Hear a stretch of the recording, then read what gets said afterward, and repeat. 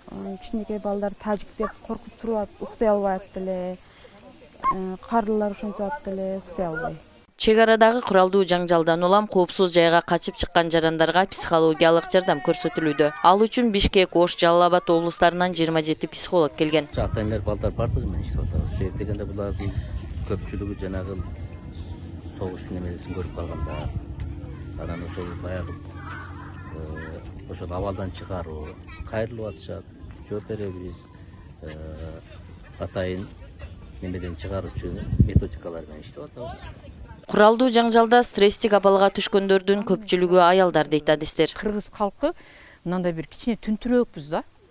Сыртыбыздан билдирбегенге, айтпаганга аракет жасайбыз да. Ыйлабыз келсе ыйлабайбыз, күлкүбүз келсе күлбөйбүз, ушундай түнтүрөөкпүз. Аны ошондуктан диагностика менен мен өзүм алып берип диагностиканы ошону стресс абалда, депрессияда жок экен деп ошону аныктаганга аракет жасадык. Анан ошолорго кайра релаксация, аутотренинг ошоларды пайдаланып кичине жеңилдеттик да. Коопсуз жайга эвакуацияланган жарандар көбүнчө социалдык мекемелердин имаратында жайгаштырылган. Учурда бул пунктта 200дөй адам бар.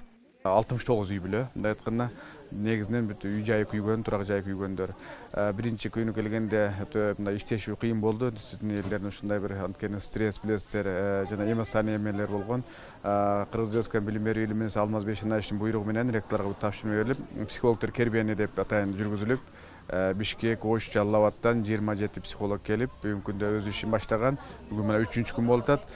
Кудайга шүгүр, бир 2 күндөн кийин мына бүгүн уже жыйынтык жакшы.